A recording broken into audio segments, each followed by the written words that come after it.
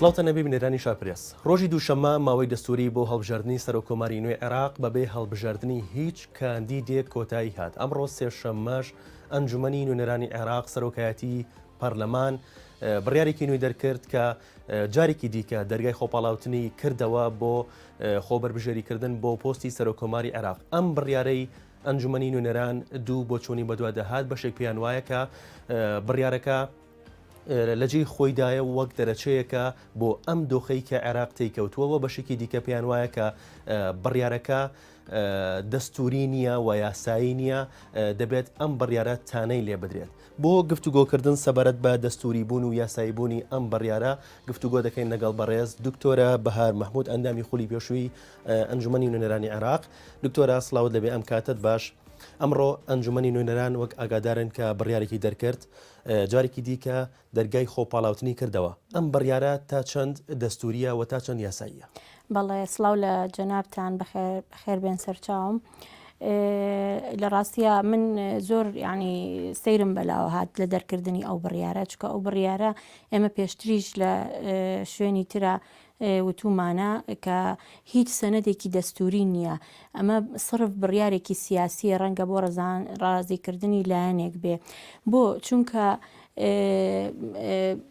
مادەی 2 لە یاسای هەڵبژاردننی سەرۆکۆمار ژمارە 8 ساڵی 2012 باس لە ئەوە ناکات کە بڵێ ئەگەر کاندیدێک ئەمرێکی وەلایی بۆ دەرچوو بۆ ڕاگررتنی کارەکانی کاندیدبوونی یاخو ئەگەر دووریش خرایەوە کاندیدێک ئەوە دەرگای هەموو پرۆسەکە پەکی ئەکەوێت و سەر لە نوێ دەرگای خۆپاڵاوتە نەکرێتەوە. نەخێر بە هیچ شێوێک لە ناو دەستور و لە ناو یاسای هەڵبژاردننی سەرۆکۆماریشە ئەم بابەتە نەهاتووە. کردنەوەی ئەم دەرگایە دواخستنی زیاتری پرۆسەکەیە پرۆسی هەڵبژاردننی سەرۆکۆمار. جگە لەوەش ئەمە سەرۆکی ئەنجومەنی نوێنەران بیری چووە کە ئەمە حەقی خەڵکی تری پێوەیە. مەسەلەن ئێستا ئێمە نازانین ئەو بڕیارەی دەرکردووە دەرگای خۆپاڵاوتنی کردوێتەوە ئێوە 24 کەسەی تر چیان لێ ئەوان کاندیدبوونی ئەوان ئەو 24 کەسەی دیکە ئایا کاندیدبوونەکان هەڵەوەشێتەوە ئەوانش ئەبێ جارێکی دیکە لە هەر دووبارەکەدا ئەگەر کاندیدبوونەکان هەڵوەشێتەوە دووبارە خۆیان کاندید بکەنەوە ئەگەریش هەڵنەوەشێتەوە و چانس بێ بۆ خەڵکی تر بۆی بێتە ناو پرۆسەکەەوە لە هەر دووبارە ئەو 24 کەسە زەرمەندن سەحەبی مەسلحەتن بۆی کەتانە لەو بڕیارەی بەڕێز سەرۆکی ئەنجومەنی نوێنەران بدەن ئەتوانن ئەوان لە بەردەم دادگای فیدراڵیە تانەی لێ بدەن. یعنی خۆ لە ڕووی سیاسیەوە ڕەنگە بۆ دروستبوونی ئیستیقرار بێ لە عێراقا و بۆ ئەوە بێ کە لەم چەق بەستویەی هەڵبژاردننی سەرۆکۆمار دەربچین ئەو بڕیارە. بەڵام دەیتوانی بەڕێز سەرۆکی ئەنجومەنی نوێنەران ئەوە دووەمین خولیەتی کە سەرۆکی ئەنجومەنی نوێنەران بێ دەیتوانی کە لە ڕووی یاساییەوە بڕیارەکەی بەقوەتتر بکە. بۆ نمونە دوو ڕێگای لە بەردەما بوو. ڕێگەی یەکەمیان ئەو بوو خۆی ئەو بڕیارە دەرنەکات داوا لە دادگای فیدراڵی بکە بڵێ من ئەتوانم جۆرێک لەو بڕیارە دەربکەم بۆی دادگای فیدراڵی سەنەدی هەرچەنە من پێم وایە سەنەدی قانونی نییە بۆ دووبارە کردنەوەی دەرگای خۆپاڵاوتن بەس دادگای فیدراڵی داوای لێ بکردایە ئەو کاتە دادگای فیدراڵی بە سەنەدی قانونی دەیگوت ئەو ڕێگەیە بدە ئەگەر ڕێگەشی نەدایە ئەو کاتە ئەو بەکاری خۆی هەستا بوو وەکو سەرۆکی بەو جۆرە کێشی بۆ دروست نابوو. ڕێگەیەکی تریش هەبوو. ڕێگەیەکی تر ئەوەیە قانونی ژمارە 8 ساڵی 2012 کە تایبەتە بە هەڵبژاردننی سەرۆکۆمار لە مادەی 2 باسی خۆکاندیدکردن و وادەی خۆکاندیدکردن و ئەوانە دەکات دەیتوانی لە ماوەی نیو سەعاتە لە هۆڵی پەرلەمان خۆ ئێستا پەرلەمان سوێندیان خواردووە و ئاعتیادی سەرۆکایەتی هەیە و دەتوانن جەلسەی خۆیان بکەن. دەیانتوانی داوای تعدیلی ئەو مادەیە بکەن ینی لە تعدیلەکە بۆ نمونە بیانوتە ئەگەر کاندیدێک مەرجەکانی تیانە بوو ڕێگە دەدرێت کاندیدێکی تر لە ئەو خۆی ینی خۆی کاندید بکە. خۆی ئێستا مەسەلەکە هەر ئەوەیە ینی بۆ شخصێکە ئەمەکە پێتان وایە ئەم بڕیاری ئەنجومەنی نوێنەران سەرۆکایەتی ئەنجومەنی نوێنەران بەهۆی لایەنێکەوەیە؟ بەڵێ من پێم وایە دەتوانین بڵین بەهۆی لایەنێکەوەیە دەشتوانین بڵین بۆ دەرچوونە لەو چەقبەستویەی کە لە هەڵبژاردننی سەرۆکۆمارە دروست بووە بەس لە هەردوو بارەکەیە یعنی سەرۆکی پەرلەمان دەیتوانی بەم دوو ڕێگایە یعنی یا تعدیلی قانونەکە یان داوای لە دادگای فیدراڵی بکردا لە هەردوو بارەکەیە ئەو وەکو سەرۆکی ئەنجومەنی نوێنەران یعنی تحملی پێشێلی یاسایەکەی نێدە کارەکەی کارێکی یاسایی دەبوو ئێستا ئەمە نیشانەی پرسیار لەسەر ئەنجومەنی نوێنەران و لەسەر سەرۆکی ئەنجومەنی نوێنەران دروست دەکاوە دوو جار دەکەوێتە ئەوەی کە لەبەر خاتری لایەنێک لەبەر خاتری سیاست قانون پێشێل دەکات جاری یەکەمیان ئەوە بوو کە دەبوایە سەرۆکایەتی پەرلەمان کاندیدبوونی بەڕێز و شارزێباری نەگەێن دادگای فیدراڵی خۆیان ڕەتی بکەنەوە چونکە خۆیان ئاگیان لێ کە ئەو متمانی لێسەنراوەتەوە لێ ئەمەیان نەکرد بەڕێیان کرد تا دادگای فیدراڵی وەستانی ئەمەش جاری دووەمە کە بەبێ ئەو گەڕانەوە بۆ دادگای فیدراڵی و بەبێ تعدیلی قانونەکە دەرگای خۆ کاندیدکردن دەکاتەوە هەر یەکە لەو 24 کاندیدەی تر کە خۆیان کاندید کردو ئێستا دەرگای خۆپاڵاوتن جارێک تر کراوەتەوە بۆیان هەیە کە لەبەر دەم دادگای فیدراڵیە سکاڵا بکەن لەسەر سەرۆکی ئەنجومەنی نوێنەران بۆ ئەوەی کە تانە لە یاسایی بوون و دەستوری بوونی بڕیارەکەی بدەن ئەو لێکەوتانی کە بەهۆی ئەم بڕیارەوە ئەکەوێتەوە و ئەو کێشە یاسانی کە دروستە بێت بەهۆی ئەم بڕیارەوە چییە؟ پێشێلکردنی یاساکەی و دواکەوتنی پرۆسی هەڵبژاردننی سەرۆک کۆماریشە یعنی ئیتر کێشە لەوە زیاتر چی کە تۆ یاسایەک لەبەر دەستا بێ و یاساکە جێبەجێ نەکەیت و هەر بەو شێوەیە بکەیت کە لە مەسلحەتی لایەنێکە و ینی کێشەکە ئەوەیە کە ئیتر ئەمە ئەبێتە سابقەیەکی خراپ لە عێراقا ئێمە تا ئێستا لە چەندین مناسبەت هاوتومانە عێراق بەو هەموو وێرانەی خۆشیەوانێ لە چۆنێتی ئیدارەدانی موسساتەکان و لە پابندبوون بە دەستورە باشترێکە لە هەرێمی کوردستان بەڵام ئێستا بەم بڕیارە یعنی وردە دەرگای ئەوە ئەکرێتەوانێت کە پێشێلکردنی دەستور ببێ بە شتێکی اعتیادی یعنی بڕوا بەسەریا تێپەڕێ بۆیە من هیوادارم محکەمەی فیدراڵی خۆی ناتوانێت بێتە دەنگ چونکە محکەمە ئیشی ئەوە نییە خۆی قسە بکە ئەبێ داوای لێ بکەی قسە بکە بۆیە هیوادارم لە ئەو 24 کاندیدا یعنی بتوانن کە بە تایبەتی سەرۆکۆماری ئێستاچکە و بە دوو سیفە دەتوانێت هەم سەرۆکۆمارە و هەم کاندیدیشە ئەگەر سکاڵا بکە لە بەردەم دادگای فیدراڵی بۆ ئەوی ئەم شتە تێنەپەڕێ ینی نەبێتە سابقەیەکی خراپ نەبێتە بیدایەتێکی خراپ بۆ پێشێلکردنی یاسا و دەستور. بەڵێ پێتان وایە ئەم بڕیارەی کە ئەمڕۆ سەرۆکاتی ئەنجومەنی نوێنەران دەری کردووە تا چەند پەیوەندی هەیە بە بڕیارەکەی دادگای فیدراڵیەوە بۆ ڕاگررتنی خۆکاندیدکردنی هۆشیار زێباری ئەو خۆی هەر 100 پەیوەندی بەەوە هەیە چونکە ئێمە هیچ کێشەیەکمان نەبووە لە هەڵبژاردننی سەرۆک کۆمارە یعنی بەس ئەوەیە کە لە ئیمڕۆ ئیتر وادەکەی بەسەر چووە کە وادەکەی بەسەر چوە خۆتۆ ئەو سی ڕۆژەی کە دانراوە مودەیەکی تەنزیمیە ڕاستە لە ئیمڕۆ کەوتوینێتە پێشێلی دەستورەوە بەس خۆ نابێ بچی سەر لە نوێ پرۆسەکە دووبارە بکەیتەوە پرۆسەکە تەواوکە بەڵام بە پێشێلکردنێکی یاسایی دەستوریەوە تەواوی دەکەیت جگەلەوە ئەزانین لە چه حاڵەتێکە ئەم بڕیارەی بەڕێز سەرۆکی پەرلەمان لە شوێنی خۆیدا بوو ئەگەر هیچ کاندیدێک لەو کاندیدانەی کە خۆیان کاندید کردووە شروتەکانی مادەی 68 دەستوریانتیانە بووە هەم مادەی 68 دەستور کۆمەڵە شروتی داناوە ئەڵێ ئەو کەسەی خۆی کاندیدەکە بۆ سەرۆکۆمار پێویستە ئەم مەرجانەی تیابێ ئەگەر هیچ کامێک لەم 25 کەسە ئەو مەرجانەی تیانە بووایە ئەو کاتە ئەکەوتی نەبەردەم ئیسیحالەیەکی مطلق یعنی ئەی خۆ کە کەستیای نەبێت چی بکەین مەجبورین سەر لە نوێ دەرگای خۆپاڵاوتن بکەینەوانێ بەڵام لە ئێستا یەک کەسە ئەو کەسە هێشتا دوور نەخراوەتەوە ئەمری وەلائی بەڕاگررتنی ڕێکارەکان دەرچووە 24 کەسی ترمان هەیە یعنی چی پێویست دەکاتەوە سەر لە نوێ دەرگای خۆپاڵاوتن بکەیتەوە ئەگەر پەیوەندی بەوە نەبێ پەیوەندی بەو ئەمرە وەلائیە و ڕازیکردنی لایەنێکەوە نەبێت. پێتان وایە تانەدان لەلایەن ئەندامانی ئەنجومەنی نوێنەرانەوە سوودی ئەبێت بۆ هەڵوەشانەوەی ئەم بڕیارەی سەرۆکایەتی پەرلەمان؟ ئەو کەوێتە سەر دادگای فیدراڵی هیوادارم دادگای فیدراڵی ئەگەر بە قانونیانە و بە دەستوریانە بڕیار بدا بەڵێ دەبێ بڕیار بدا بەوەی کە سەر لە نوێ دەرگای خۆپاڵاوتن ناکرێتەوانێ ینی ئیسینادەن بۆ چ قانونێک ئەم دەرگای خۆپاڵاوتنە سەر لە نوێ کرایەوانێ ینی جاری تریش ئێمە هینمان هەبووە ینی حاڵەتمان هەبوو لەم شێوەیە لە 2010 سەر لە نوێ دەرگای خۆپاڵاوتن نەکراوەتەوانێ ینی بەس ئەوەیە مودەکە تێپەڕی و دوای مودە دەستوریەکە ئێستا دواکەوتن لە مودە دەستوریەکە پێشێلێکی دەستوریە ئەم بڕیاریکردنەوەی دەرگای خۆپاڵاوتنش پێشێلێکی دەستوری ترە ئێتۆ پرۆسەیەکت هەیە بە پێشێلێکی بە یەک پێشێلی دەستوری لێی دەرچی باشترەوە لەوەی کە دوان بێ بە تایبەتی کە یەکەمیان پێویستە چونکە تۆ نابێت ئیتر دەست هەڵگری لەوەی کە بڵێ سەر کۆمار هەڵ نابژێرم چکە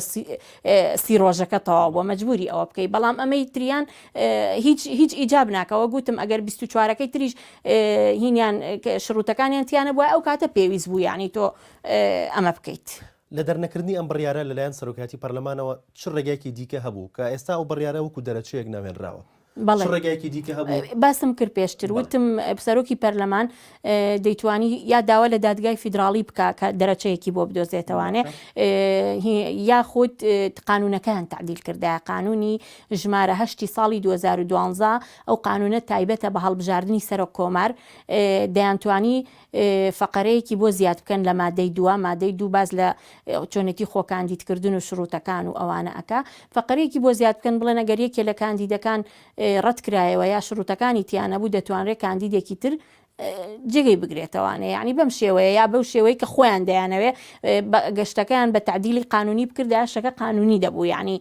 کەسنی دەتوانانی ڕەخنەی لێ بگرێ و کاتە ئەو 24 کەسەش نیان دەتوانانی ڕەخنەی لێ بگرن چکە شتەکە قانونە و تعدیل کراوە. تا چەند پێتان وایە ئەم بڕیارەی ئەمڕۆی سەرۆکاتی پەرلەمانی عێراق جێبەجێکرێت؟ من هیوادارم جێبەجێ نەکرێ بۆ ئەوەی نەبێتە سابقەیەکی پێشێرکردنی دەستوری ئەوە ئەکەوێتە سەر ئەو ڕێکەوتنانەی کە لە دوای مەسلەی هەڵنەبژاردننی سەرۆکی عفو سەرۆکی کۆمارۆ هاتوونەتە پێشەوە ئەگەر ڕێکەوتنەکان و هاوپەیمانیەکان بەلای ئەوە دابڕۆن کە ئەمە بکەنە حەل ئەوە جێبەجێەکرێ تەنانەت لەوانەیە تەسیر بکەنە سەر دادگای فیدراڵیش یعنی بۆی کە ئەگەر تانەی لێ بدرێ بەڵام ئەگەر ئیتیجاهەکە بە ئەوە بێ کە هەموو لایەک قانونیانە بڵێن ئەم کارێکی ناقانونیە و پێم وایە ناتوانێت جێبەجێ لە جێبەجێ نەکردنی بڕیارەکەیە دەگەڕێنەوە سەر هەڵوەشانەوەکە تەنها محکەمەی فیدراڵی ئەتوانێت هەڵی وەشێنێتوانێ ینی لە ئەنجامی تانەدان لە ئەنجامی تانەدانەوە بەڵێ ئەگەر دادگای فیدراڵی هەڵی بۆشێنێتەوە دەگەڕێنەوە سەر ئەو 24 کاندیدە و عملیەی هەڵبژاردننی سەرۆک کۆمار تەواو دەکەن. بەڵێ دکتۆرە بەگشتی چاوەڕوان دەکرێت حکوومەتی داهاتووی عێراق حکوومەتێکی چۆن بێت و پێگەی کورد لەو حکوومەتەیە چۆنە بێت؟ بەڵێ یەکەمین ئەبێ ئێمە بزانین کە دروستبوونی حکوومەت بەسراوە بە کردنەوەی گرێکوێرەی سەرۆک کۆمارەوە ینی هەتا سەرۆک کۆمار یەکلا نەبێتەوە هەڵ نەبژێردرێ ناتوانن کە حکوومەت پێک بێنن چونکە جەناب تەزانی سەرۆک کۆمار کاندید ڕائەسپێرێ بۆ پێکێنانی حکوومەت. اینجا ئەم حکوومەتەی کە ئێستا باسی لێ دەکەن من بۆ خۆم وەکو کەسێکی قانونی دایمەن لایەنگری حکوومەتی زۆرینەم چونکە لە حکوومەتی زۆرینە لە بەرامبەر ئۆپۆزیسیۆن هەیە بەس حکوومەتێکی زۆرینەی ڕاستەقینە بەڵام بۆ وەزعی عێراق بۆ ئەم وەزعی عێراق تەسەور ناکەم حکوومەتی زۆرینە سەرکەوتوو بێ بۆ چونکە سیلاح بەدەستی دەوڵەت نییە یعنی ئەو لایەنانەی تر کە ئێستا پێیان دەڵێن بچنە ئۆپۆزیسیۆن جەناب تەزانی هەموو میلیشیان هەیە هەموو هێزی چەکداریان هەیە بۆیە هەر دەبێ حکوومەتەکە حکوومەتێکی تەوافقی بێ ئەگەرنا ئیستیقرار دروست نابێت طبعا حکوومەتی تەوافقی من ئەزانم خراپترین جۆری حکوومەتە چونکە هەمووی ئەوێ بەشێک بۆ خۆی بەرێت و هەمووی ڕێگە لە ئیسلاح هەگرێ هەر یەکان ڕێگە لە ئیسلاح هەگرێ وگوتم من بۆ خۆم لایەنگری حکوومەتی زۆرینەم بەسکەی وەختێکە چەک بەدەستی دەوڵەتەوە بوو کە کاتێ حیزب میلیشیای نەبوو ئەو کاتە حکوومەتی ئەغلەبیە باشە بەڵام لە ئێستا ئەگەر حکوومەتی ئەغلەبیە پێک بێنن من پێم وایە سەرکەوتوو نابێ و تەمەنی ساڵێک نابێ. سەبارەت بە پێگەی کورد لە حکوومەتی داهاتووە؟ بەڵێ پێگەی کورد لە حکوومەتی داهاتووە بەداخەوە لەبەر ئەوەی کە لە ئێستا لەسەر مەسەلەی سەرۆک کۆمار کورد زۆر نەک پەرش و بڵاویان پێوە دیارە ئەسڵەن یعنی خەڵکی عەرەب بەکرێ دەگرن بۆ ئەوەی کە بێ زەرب لە ڕەسمی کاندیدەکانی یەکتری بکەن ئەمە طبعا چەند کە لە یەکەوە دوور بن ئەو لایەنە کوردیەکان لە بەغدا ئەوەندە تەسیر لەسەر زعیفبوونی پێگەیانەکات لە بەغدا جگەلەوە سووربوونی بەڕێز سووربوونی لایەنێک لەسەر کاندیدکردنی یەکێک بۆ سەرۆک کۆمار ئەمە بۆ ئەوەی کە ئەو ئیشەی بەنای قانونی بۆ تەمشیە بکەن مقابلی دەوێت طبعاً ئەو مقابلە هەمووی لەسەر ئەساسی مافەکانی کورد دەبێ بۆیە من پێم وایە پێگەیەکی بەقوەتی نابێت کورد لە حکوومەتی داهاتووە لەسەر لایەنە کوردیەکان کە لە پەرلەمانی عێراقن چیان لەسەرەکە ئێستا چی بکەن خۆی ئەوە باشە ئەگەر بتوانن ینی لەسەر کاندیدێک ڕێک بکەون کێشەکە پێم وایە گرێکەکەێتەوە وادەکەی کۆتایی بەڵێ منیش گەشتبین نیم بۆەوەی کە بتوانن بیکەن بەڵام هیچ نەبێ لە دوای مەسلەی سەرۆک کۆمارەوە بتوانن هەڵوێستەکانیان یەک بخەن و هەمیشە وا فێربوون لایەنە کوردیەکان بە تایبەتی یەکێتی و پارتی کە دوولایانی سەرەکی بوون هەمیشە داخوازیە گەورەکانی کورد مافە گەورەکانی کوردیان کردو بە قوربانی پۆست و مەساڵحی شەخصی و حیزبی و ئەوانە هیوادارم تۆزێلەوە کەم بکەنەوەوانە ئیتر خۆ بەستە تێریان خوارد بۆچی پارتی دیموکراتی کوردستانی کێتی نیشتیمانی کوردستان تا ئەچنە بەغدا کێشەیەکیان نییە لە یەکەم دانیشتنی ئەنجومەنی نوێنەرانە بە یەک فڕۆکە چبوونە بەغدا بەڵام لە یەکەم دانیشتنە ئەو دلیل لەسەر ئەوەی کە ئەوان مهمترین شت بەلایەنەوە پۆستە لەسەر پۆستی سەرۆک کۆمار کە دەژڵێن دەسەڵاتێکی تەشریفاتیە و هیچ دەسەڵاتی نییە بەڵام من بۆ خۆم لەگەڵ ئەو ڕائێنیم چونکە سەرۆک کۆمار ڕەمزی دەوڵەتە یعنی وانییە کە دەڵێن ڕاستە دەسەڵاتەکانی تەشریفاتیە بەزەوە نییە بڵێن هیچ نییە و پۆستێکی تەشریفاتیەوانە نەخێرە و ڕەمزی دەوڵەتە ینی سمبولی عیلاقاتی دەرەوەی لەگەڵ عێراقا بۆیە سەرۆک کۆمار مهمە بەڵام نەدەبوایە یەکێتی و پارتی مافەکانی کورد و خاک و پێشمەرگە و بودجە و نەوت و هەمووی لە بیر خۆیان بەرنەوە لەسەر سەرۆک کۆمار دەبووە ئاسانتر بوو لە ئێستادا داواکاریەکان بە بڕێی بەڕێستان ینی داواکاریەکان بچوو کراوەتەوە بۆ وەرگرتنی پۆستێک بەڵێ ئێستا وەگوتم ینی وتم ئێستا سووربوونی لایەنێک لەسەر کاندیدکردنی بەڕێزێک مقابلی دەوێت طبعاً بۆ ئەوەی لایەنەکانی تر دەنگی پێبەن چی دەوێت مقابلی دەوێت ینی ئەم مقابلە هەمووی لەسەر ئەساسی مافەکانی کووردە هەمووی لەسەر ئەساسی قوتی هاوڵاتیانی هەرێمی کوردستانە لە ئێستاە کە هاوڵاتیانی هەرێمی کوردستان چاوەڕێی 200 ملیارەکەن کە لە بەغداوە بێت و موچیان مەسەلە دابش بکرێت بەڵام داواکاریەکان بچوو کراوەتەوە لە وەرگرتنی پۆست ئەوەش بچووکە 200 ملیارەکەش بچووکە یعنی ئێمە کێشەی خاکمان هەیە کێشەی نەوتمان هەیە کێشەی یاسای بودجە و ئەوانەمان هەیە یعنی 200 ملیاری ژیانی تۆ داواکاریەکانی پرسیاری ئەو کەم چارەنووسی موچەی فەرمانبەرانی هەرێمی کوردستان لە ئێستادا بە 200 ملیارەکەەوە بەم جۆرە دابەشەکرێت بەڵام ئەم 200 ملیارەش ڕێکەوتنێکی لەسەرکراوە تاوادەیەکە لە ئەگەری نهاتنی 200 ملیارەکە و پێکنهێنانی حکوومەتی داهاتوی عێراق لە بەزووترین کات چارەنووسی موچی فەرمانبەران چی لێدێت ئێمە لە هەرێمی کوردستانیش و لە عێراقیشە یەکێک لە ینی نوقسانی هەرە گەورەکان ئەوەیە کە پەیوەندیەکان موسساتی نین ئەگەر پەیوەندیەکان موسساتی بوونایە مەسەلەن بۆ نمونە ئەم 200 ملیارە بە ڕێکەوتنێکی نووسراو ئیمزاکراو لە نێوان سەرۆکی حکوومەتی هەرێمی کوردستان و سەرۆکی حکوومەتی عێراقا بووایە هەرچەندە ینی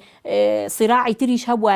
لە بینی عێراق و هەرێمی کوردستانە تەسیری لەمە نەدەکرد چونکە ئەمە شتێکی نووسراوە شتێکە واژۆکراوە دوو موسسە ئەمەیان کردووە با کاک مەسروریش نەمێنێ با کازمیش نەمێنێ با مستەفا کازمیش نەمێنێ عقدەکە دەمێنێ بەڵام ئێمە ئەو نەقسەمان هەیە دایمە عیلاقاتەکانمان عیلاقاتی کەسی و شخصی و حیزبین عیلاقاتی موسساتی نین ئێستا من ئەو کاتەکە لەو خولەی ئێمە لە بەغا بووین بە وەفدەکەی کوردم و دوتم تکایە ئارچی ڕێکەوتنیەکەن بینوسنەوە ئیمزایکەن بۆ ئەوەی کە وەکو دۆکیومنتێ بمێنێ ئەگەر شخصەکانی ژنەمان بەس پێ ناچێ یعنی نووسرابێتەوە واژۆکرابێ بۆیە تەسیرەکات بە تەسیری بە چۆنێتی عیلاقەی شخصەکان و حیزبەکان. سپاس بۆ بەڕێز دکتۆرە بەهار مەحموود ئەندامی خولی پێشووی پەرلەمانی عێراق کە لەگەڵمان بوویت سپاس بۆ بینەرانی شوار پرێس کە تا ئێستا لەگەڵ